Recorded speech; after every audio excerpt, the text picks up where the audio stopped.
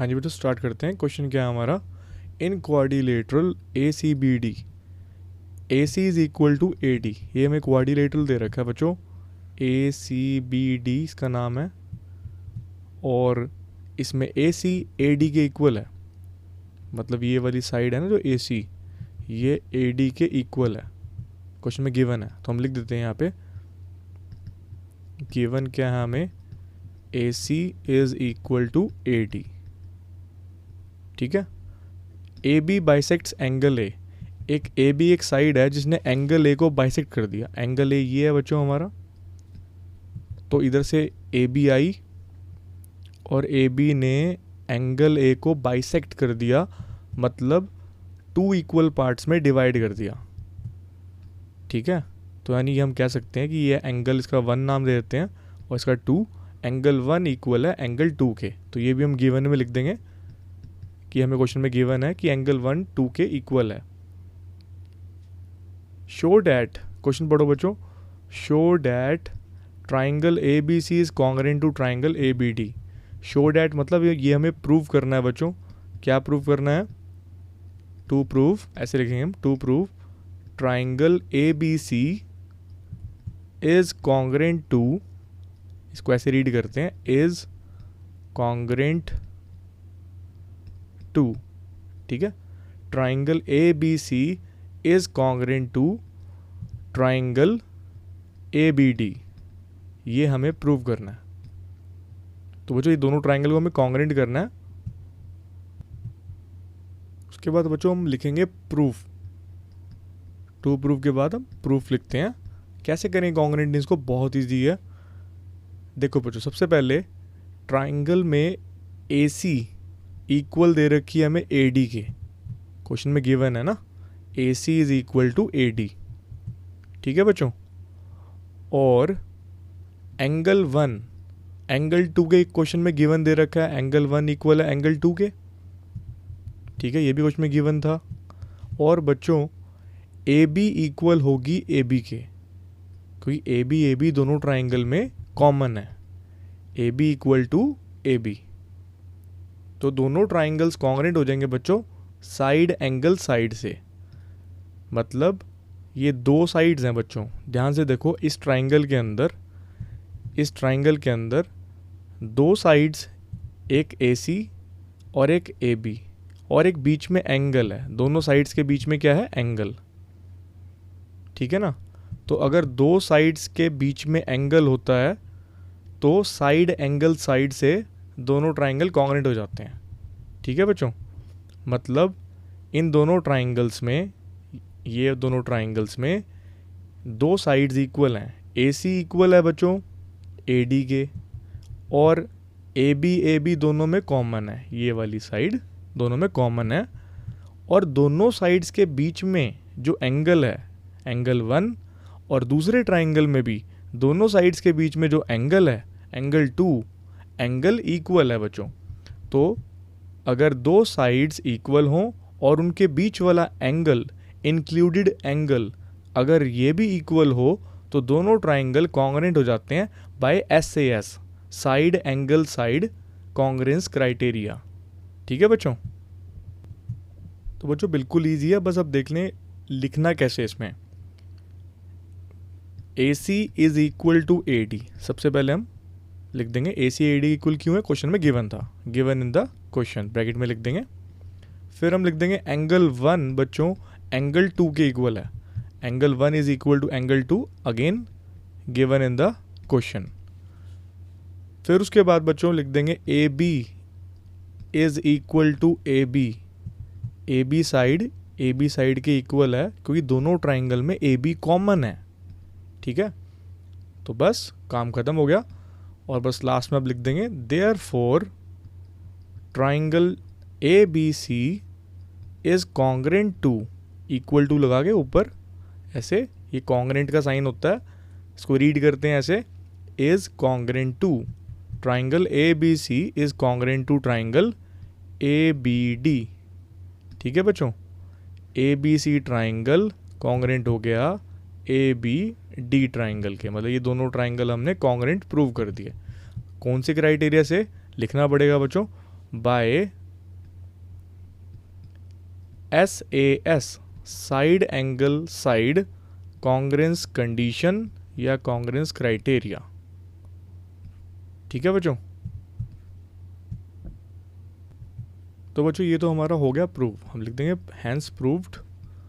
फिर उसके बाद आपको एक बात बताता हूँ कि अगर दो ट्राइंगल्स बच्चों, अगर दो ट्राइंगल्स हमने कॉन्ग्रेंट कर दिए, जैसे सपोज मैंने दो ट्राइंगल्स यहाँ पे ले लिए, मान लो इसमें इस ट्राइंगल का नाम रख देते हैं हम, इसका नाम रख दिया हमने सपोज ABC, दूसरे ट्राइंगल का नाम रख दिया PQR,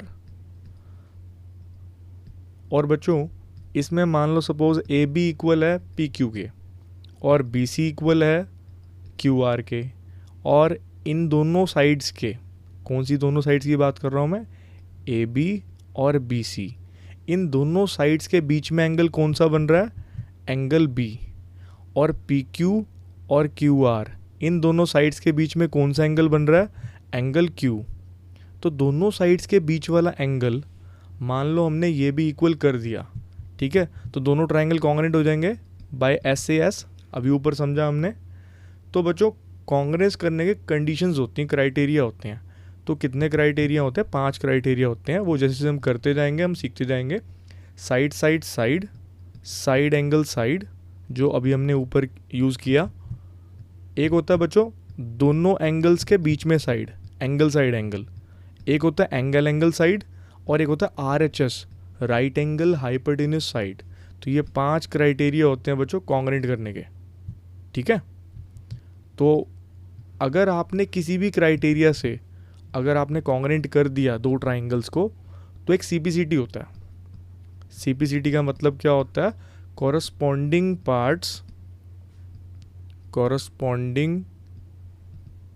parts of congruent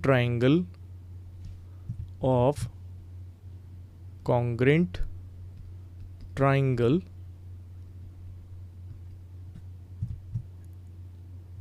are equal.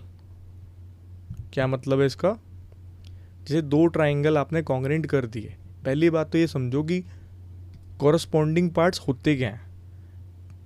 एक दो ट्राइंगल आपने कॉन्ग्रेंट कर दिए, ठीक है बच्चों। अब इसमें 6 कॉरस्पॉन्डिंग पार्ट्स होते हैं। 6 कॉरस्पॉन्डिंग पार्ट्स क्या होते हैं बताता हूँ। 3 साइड्स होती हैं और 3 एंगल होते हैं, सबको पता है। एक ट्राइंगल में 3 साइड्स होती हैं और 3 एंगल होते हैं, तो यही होते हैं बच्चों 6 कॉरस्पॉन्डिंग पार्ट्स। ये 6 के 6 कॉरस्पॉन्डिंग पार्ट्स इक्वल हो जाएंगे कब, अगर आपने दो ट्राइंगल्स को कॉन्ग्रेंट कर दिया। मतलब क्या मतलब है इसका, देखो बताता हूँ। यानी इसका मतलब ये है बच्चों, मान लो आपने ये दोनों ट्राइंगल कॉन्ग्रेंट कर दिए, इसका नाम लिख देता हूँ मैं, triangle ABC is congruent to triangle PQR।